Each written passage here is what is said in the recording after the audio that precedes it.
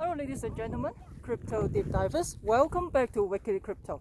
So today I'm broadcasting from Yellowstone National Park, Wyoming.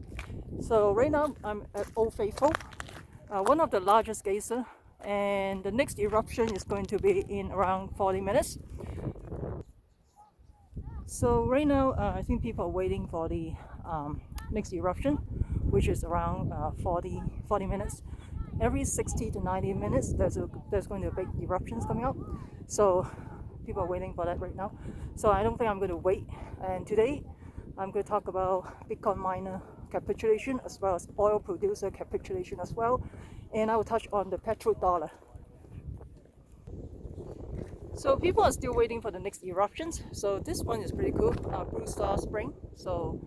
And the next eruption coming up probably in 20 to 30 minutes, and that's a good time to look at this because it's too crowded over there. But it's not crowded actually. If you come during the summer, you probably only see human. You don't see those geyser. Okay, so let's talk about the Bitcoin miner capitulation. I talked about that even before the halving coming up. So the reason why is because you have like over 60% of the hashing power is coming out from China, and all this hashing power coming from China, like Bitmain, they have N pool as well as the main pool. Yesterday actually I come up from here, buffalo or moose, and so the thing is, like, they need to capitulate all the smaller miners, less efficient miners, in order to dominate the market. So they want to, for example, right now the halving, the mining difficulty is getting more severe. So right now the reward is cut from 12.5 Bitcoin per block to 6.25. Observation point, I went up there yesterday. There's nothing much to see. I don't think I will go up there anymore. On my way back, I stepped on some poop because I was in a hurry to see the next eruption. But it's not too bad. You know, I cleaned up with, on the grass and all that. The smell is not that bad, okay? Because they're vegetarian, right? So it's not that bad. Otherwise, if they are carnivores, it would be pretty bad. The smells will be pretty bad. So let's talk about, so the less efficient miner will be eliminated, or they have to shut down their machine because it's no longer profitable to mine anymore, right? So that's why, and also they have to. This is like eliminate the competitor to finish the I'm just a little bit off breath. I think I need more exercise. So they have to eliminate competitor. In order to eliminate competitor, they need to the price is lower. And you can go back to my previous video. I talk about this different price point with the how much kilowatts for mining and how much for the in terms of profitability and stuff like that. You can go back to my previous video, or I'll put the link below. And of course, it's more profitable to mine in China than in North America. North America, the cost of electricity is more expensive, and also right now I think 10% of the hashing power in Xinjiang provinces has been shut down. Not sure because of the lockdown in China or because the Chinese government want to shut it down. And of course, it's more you can do in terms of electricity. You can do solar or wind, but the thing is, when if you build up those infrastructure, it takes time and money, so it may not be efficient to do mining using the sun power or wind power, stuff like that. So they have different geyser in here. It's an infant geyser, a little one. I think there's some buffalo over the other side as well. Anyway, so it's no longer profitable. So that's why you have to eliminate all this, just like a Hunger Game. Eliminate all the little guy, only the big guy will survive at the end. This is like a monopoly. this is how they want to do it. So in terms of, for example, mining is even cheaper in Venezuela, and the Venezuela government tried to crack down on Bitcoin because, ooh, look at this one. It's coming out on the other side. I didn't know you can go that high. This is pretty awesome, man.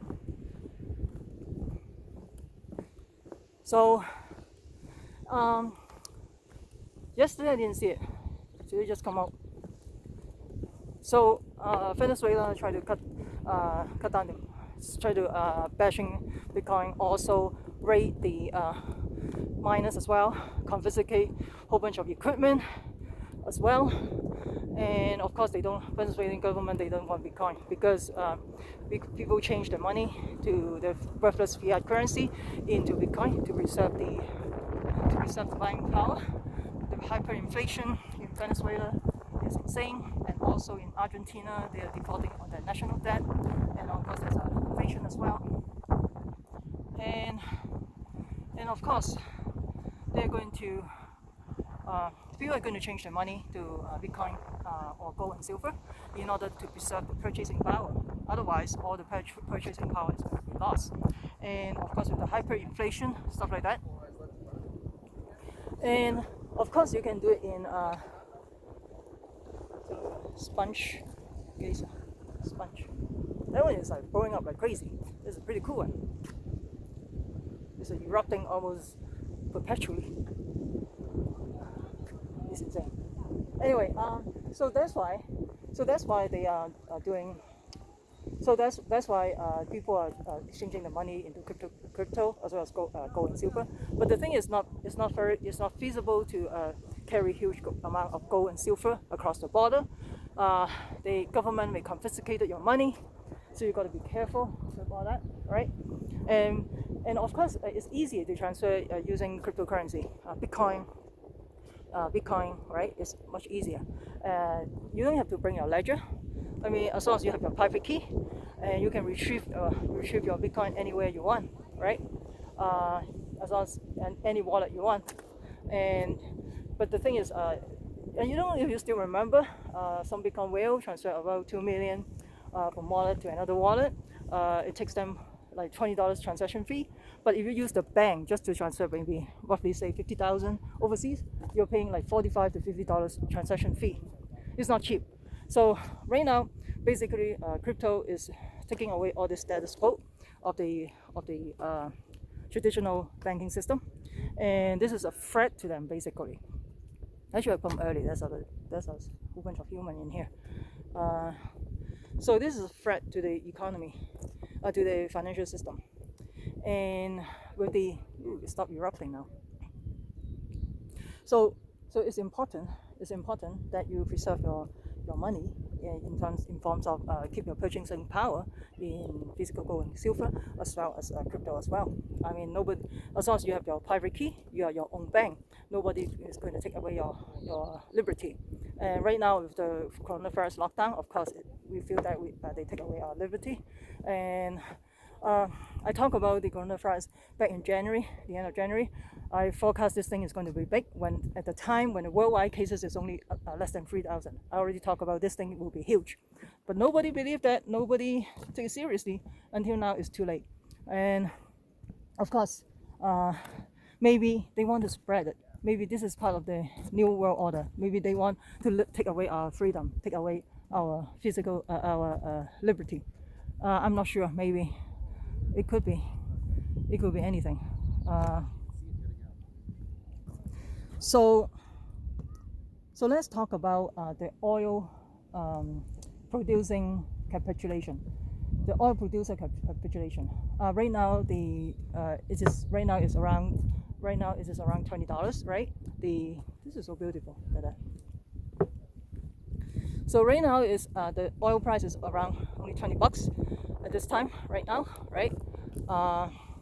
So right now it's only around $20 right now, and the thing is, with the oil shale fracking thing, they want to bring down the price even further because the cost of fracking and the oil shale producer is around $30 to $40, and the OPEC OPEC is the basically is a cartel oil producing country, want to control the price of the oil in the world. Basically, it's a dictate.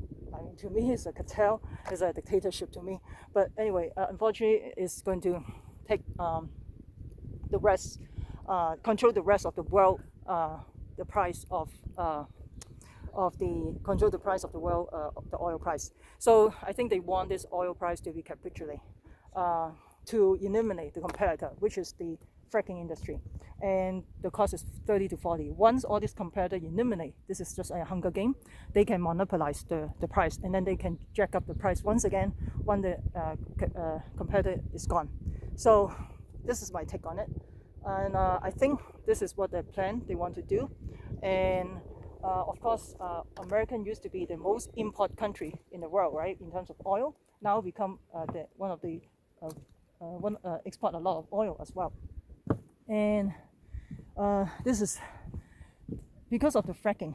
For the last decade of the technology, they can drill a lot of oil. And but the thing is, the fracking takes, unlike the Saudi, they are rich in oil field. They can take away. It takes more money and energy just to extract the oil. And a lot of all this fracking company or oil shale company already go bankrupt. For example, one of them is Trybe, it's a nat gas company, and it has been, it is almost on the brink of bankruptcy. And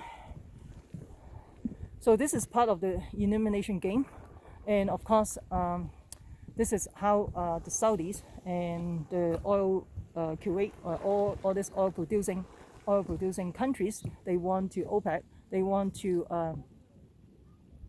they basically want to eliminate all this competitor at the end, right? They want to eliminate all this competitor.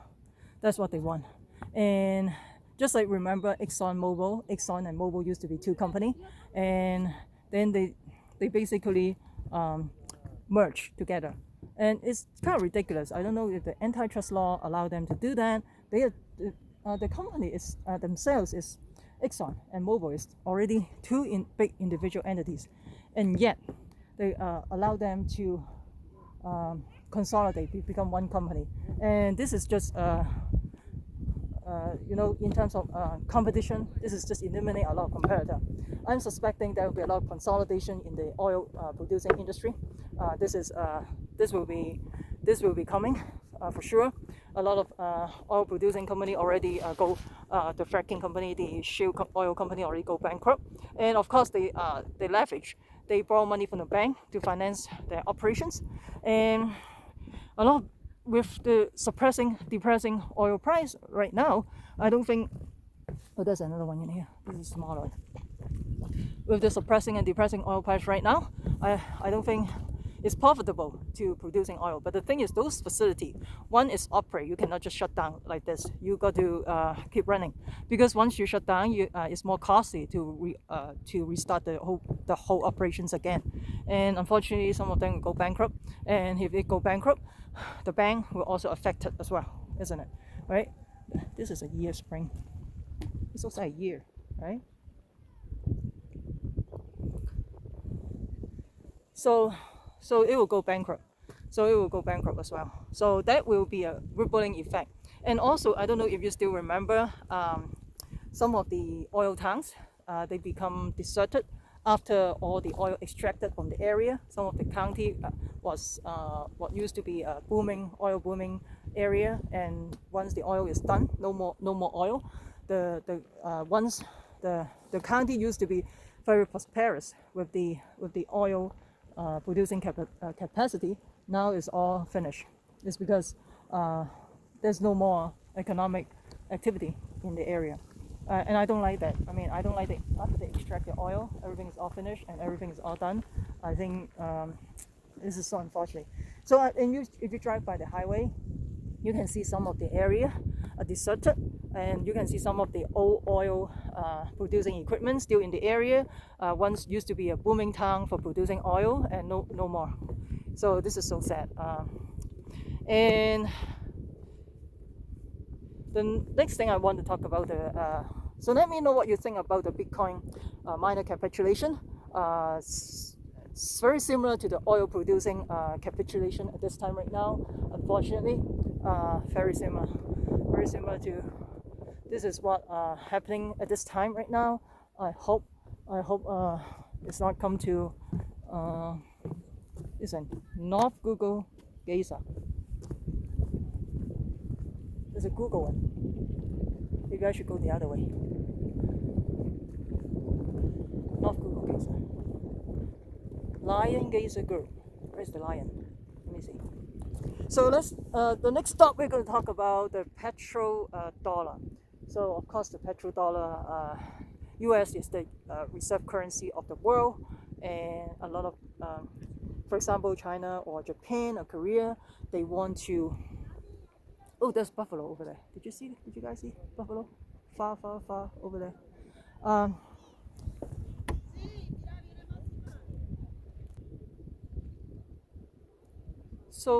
So we talk about the US dollar is the reserve currency of the world, and if the rest of the world want to purchase oil from Saudi Arabia or from Kuwait, they need to exchange to US dollar. So they need to exchange US dollar. So the thing is, so this is the rule of the game for the last decade, and unfortunately, this is what have been playing the games. If you don't follow the rules, you're going to be get in trouble, isn't it? Right? Because US dollar is the reserve currency. For example, some country like Libya or Iraq,